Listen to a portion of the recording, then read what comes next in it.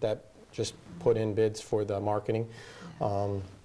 They're interviewing them this week, and hopefully it will be on the council agenda for Monday. So I agree with you, but if you look at what we did with the summer festival, the summer concerts on the parade, we were in the New York Times, we were on NPR, we were putting out not only dollars for the event, but we were putting out money for promotion of the event.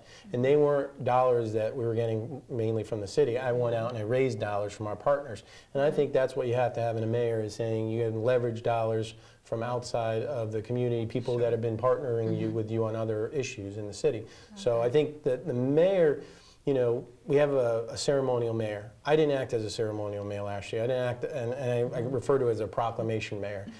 Pretty much when I took over, I looked at what we could do in terms of having a good year. And a good year to me was one where I was active trying to do policy. We went forward, and this took a while, and had a 10-year extension to the water and wastewater contract with Veolia. So we were able to add an additional years to the contract, because I went back and I looked at it. When we bid it, it gave that option down the road. It got the city $1 million, the city side, because that's an enterprise fund. Again, you can't commingle those funds, but the way we worked the deal, the city got over $1 million, and the water authority got over $1 million, which was very huge. Sure. And I think launching into these parade events was also a key issue. We went out and we reduced taxes on seniors who are in the state assistance program. Yeah. Many other communities had adopted it. New London had never adopted it. But in other communities, what they did was they allowed you to get another $200 by the local option. But what they used to do in many of these communities is put a lien on your property. We chose not to do that. We put the money in there, and we gave another $200 assistance to about 186 people. That'll happen this year. And I think that's huge. We reduced taxes last year.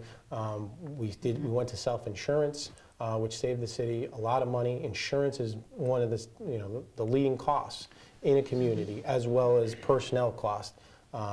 We're going to be reducing workers' comp costs by over $700,000 this year. We hired a risk manager. We added to the budget.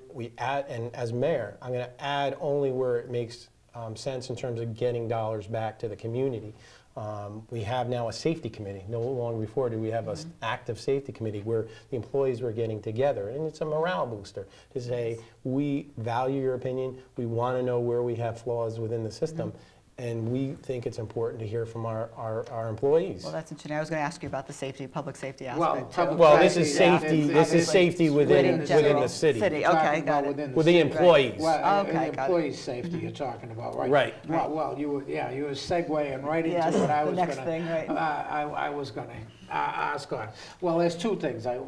First, before I get to public safety, which is a huge, issue, big issue, and which is going on, is the homeless situation here.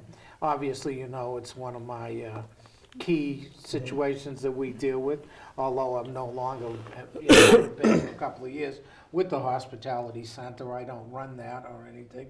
For the last couple of years, my concern is still about the homeless and the move to what they're doing. And where are you on that? Well, the homeless is definitely an issue.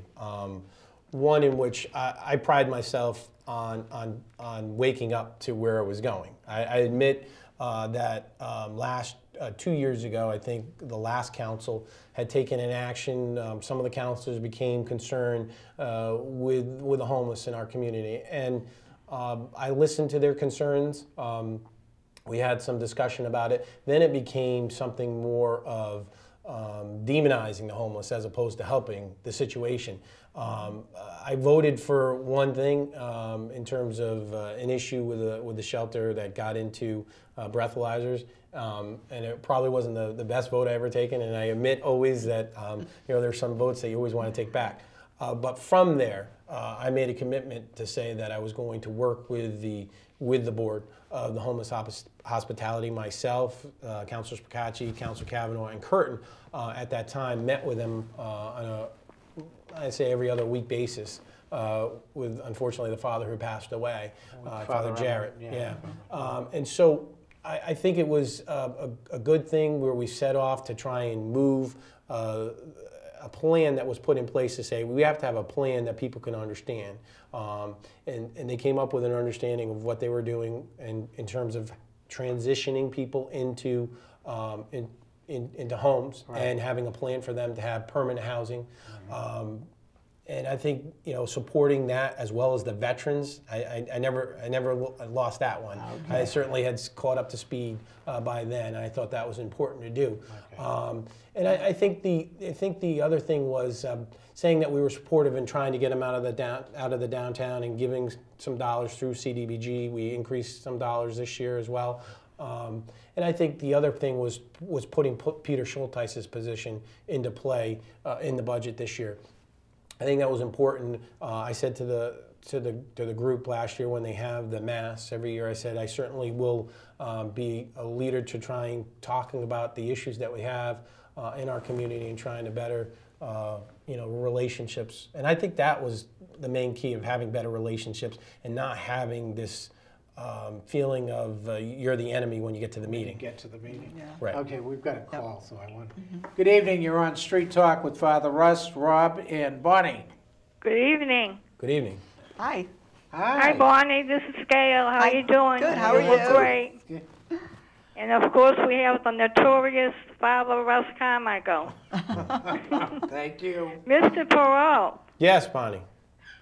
What I wanted to tell you was that during my everyday living, going to meetings, AA meetings and stuff like that, I'm already starting to ask people about the candidates. Yes. And everybody has different opinions, but sure, for you, a lot of the same word come up a lot of times, dependability. And they said they knew you. And I want to tell you, if you're elected, I'm a 68-year-old female on disability. If I have a problem, can I come to you? Oh yes, definitely, Bonnie. You know. That's Gail. That's Gail. Oh, Gail. I'm sorry. I'm That's okay. Bonnie. I'm sorry. No, that's all right. Gail, I apologize. Sorry, Bonnie. That's okay.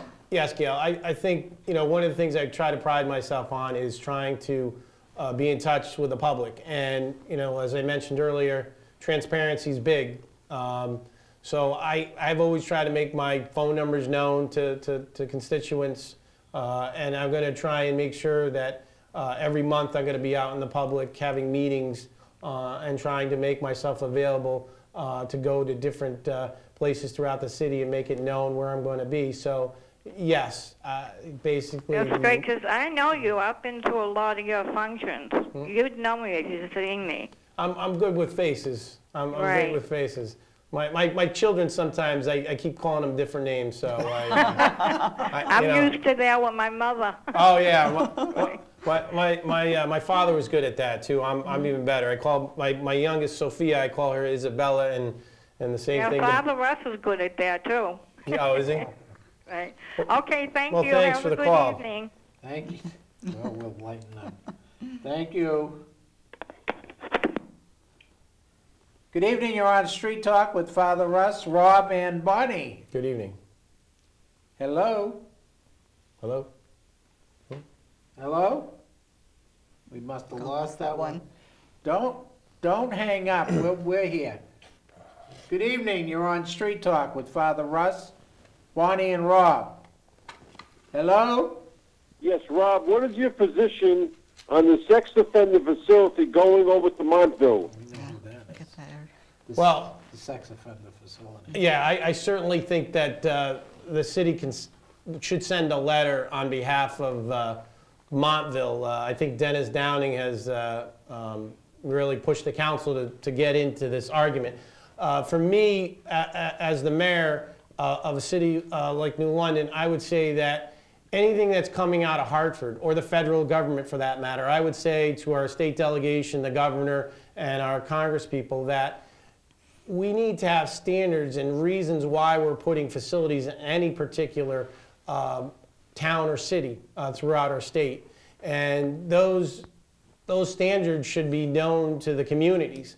And those discussions to take place before, before you put a facility in any community. You know, for all the reasons that we love to hate Governor Rowland now, he was one, I know when he was governor, when they were going to put a facility, and I forget the facility, but it was not a sex offender facility, but it was some other kind of facility, where he said, let the community decide.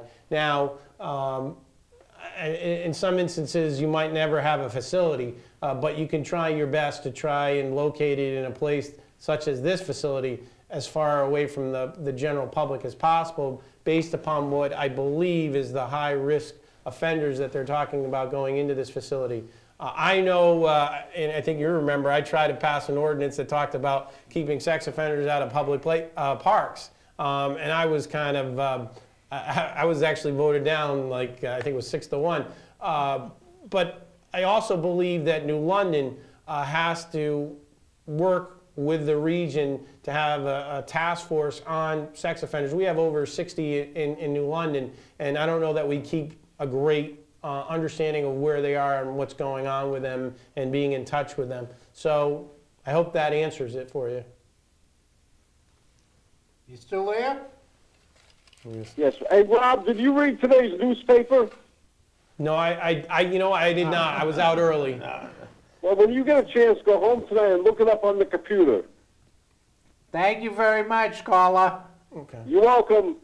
One of the things, I know what he's talking about because I saw that situation. Talking about they had the meeting, people from Montville went to meet with the governor. They didn't meet with the governor, they met with staff, right? Yeah, I can't think of his name too, you know who the staff person is. From the corrections? I heard it on the No, it radio. wasn't Lawler, it was somebody else. But number one, the facility came under Governor Rell. Right. To be the first. Yeah, it was inherited. Yeah, right. and the second thing was, everybody's been going around and say these are the worst of the worst, and they cleared that up today. This isn't the worst of the worst, and I believe these are people who are going to be released rather. They're coming at the end of their sentences and stuff like that. So there was a lot of information that was talked about today that may shed a little bit of different light on it. However, as you know and I know, and I remember when you did the sex offender thing, it's something the community has to deal with, right. Whether they like it or not. You know, these people are coming back. Right. Whether we like it or not. I try to explain to people out there, I think, it's better you know what's happening, where they are, what's happening and where they are, and you have observation, then boom, they're just dropped on the street and you don't. Well, I think the important thing is government should have a process as to how they put facilities into any, and they should lay it out and say, okay, how did you come up with the determination that would go in Montville? And they can give you, here's our overall plan for corrections and any other agency that places halfway houses. Right. I mean, this is our criteria. And then people can argue on the basis of, well, you just dropped it in our community. Right. So I think those are important for the people to understand. And I don't know that we always feel as government is as transparent as we want it to be. But if you can say, here's a long-held policy that we passed years ago that has been in existence and that's the departmental policy. You know, it becomes a little easier for people to understand. The way I understood this, and I haven't followed it as closely, but I understand that this is a new concept in the way they're dealing with sex offenders. Oh, I do, yeah, right, in their release and everything else and how they'll do it. Right. I agree. In fact, we've invited people on the show on that, and we open the 22nd, April 22nd, we expect we're going to have some people around that. Excuse me. And I got another call. Okay, yeah, it is, I see. Good evening. You're on Street Talk with Father Russ. Hello. Father Russ? Yeah. Yeah, this is Dennis from New London. Hi, Dennis. Young man, I'm going to call you young man. You've been on this planet a long time, along with myself, and your guests have been here for a while. Right. You honestly don't believe everything you hear out of Hartford.